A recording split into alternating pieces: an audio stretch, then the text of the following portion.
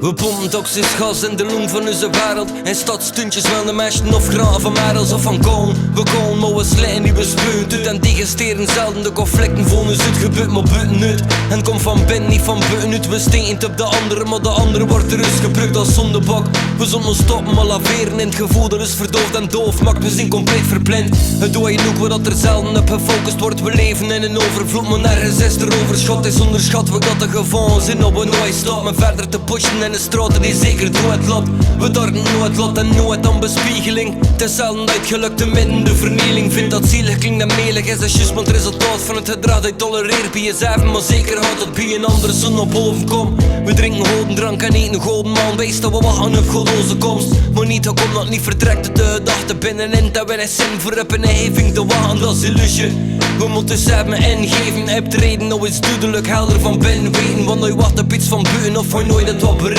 De rostles is leren eerlijk naar jezelf te kijken. We kappen op een ander zijn kap, maakt dus kapot. Niemand van ons is werkelijk tevreden hoe dat loopt, maar toch lossen we niks op. We wachten op God door, hoesten weg tot op het punt dat alle hoop is verloren. We kappen op een ander zijn kap, maakt dus kapot. Niemand van ons is werkelijk tevreden hoe dat loopt, maar toch lossen we niks op. We wachten op God door, hoesten weg tot op het punt dat alle hoop is verloren. Het zijn vaak commissies die meer wegen dan de daden. Het is er wat hij niet echt gedaan, dat je bluffant tot de dag dat veel te laat is. Het is niet proberen, maar ontberen voor te reageren, die is ook creperen. We zijn geconditioneerd voor te negeren. Zelden help je iemand uit er niet zelf van kan profiteren of zit mis. De meeste meisjes zijn toch goede meisjes die voor anderen een puzzel kleine step het beste wijzen. Maar we lijden, of niet meer reflecteert in ons gedrag. We willen dus gewoon een wereld voor niet te leven. Maar elke dag met een vulligheid op straten vervullen we zo wat als leven zelden in het nu. En toch hebben we gezegd te plater.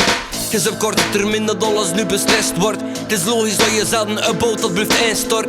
We willen voor wij zorgen, maar voor onszelf zelden zie ik oprecht de poging voor een ander te helpen. Maar zeg maar dat ik een pessimist ben. Misschien is het misschien begrip het niks van heel de wereld dat ik het misverstond. Maar die van binnen heb ik het gevoel dat we zoveel beter kunnen dan dagelijks heftige zaken op onze planeet te dummen. Het potentieel tot harmonie is echt die hand is zo vanzelfsprekend. Maar dat zie ik weinig tot geen garanties dat die lessen al geleerd hebben. En toen me zeer omdat er weinig meer voldoening heeft dan het wat het te leren. We kappen op een ander zijn kap, maakt dus kapot. Niemand van ons is werkelijk tevreden hoe dat loopt, maar toch lossen we niks op. We wachten op God door, hoesten weg tot op het punt dat alle hoop is verloren. We kappen op een ander zijn kap, maakt dus kapot. Niemand van ons is werkelijk tevreden hoe dat loopt, maar toch lossen we niks op. We wachten op God door, hoesten weg tot op het punt dat alle hoop is verloren. Smeten we niet alles overboord, beginnen we niet van start. Is dat wat mogelijk of deugdelijk, het maakt me zo verward. Zo we niet beter toegeven dan allemaal het bloed te smerden. We ze aan, dat zo de eerste stapjes in naar afrem. Want elke dag verdwijnen er kilometers bossen. Duizenden organismes verdwijnen dagelijks. En we lossen dagelijks zoveel vulligheid op aarde dat mijn karakter we van zijn perfecte plekken zo had je gemaakt. Onze natuur is een geoliede machine voor een antropomorfische term te geven, zodat we er zo verstaan wat dat wil zijn.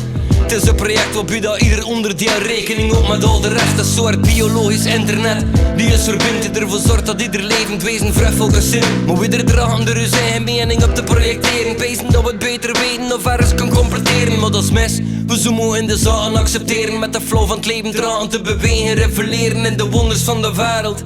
We zond wel over en ervoor dat er iemand plotsklaps zijn ogen open trekt. Maar bluffen tot die dag maar erger worden, fuck dat. Iedere kleine schakel is genoeg voor de terugslag. Dus laat ik je nu weten dat er plek is in mijn ketting. Dus wees welkom en topen maar we een nieuwe setting. We kappen op een ander zijn kap, maakt dus kapot. Niemand van ons is werkelijk tevreden hoe dat loopt, maar toch lossen we niks op. We wachten op God door, hoesten weg tot op het punt dat alle hoop is verloren. We kappen op een ander zijn kap, maakt dus kapot. Niemand van ons is werkelijk tevreden hoe dat loopt, maar toch lossen we niks op. We wachten op God door, hoesten weg tot op het punt dat alle hoop is verloren.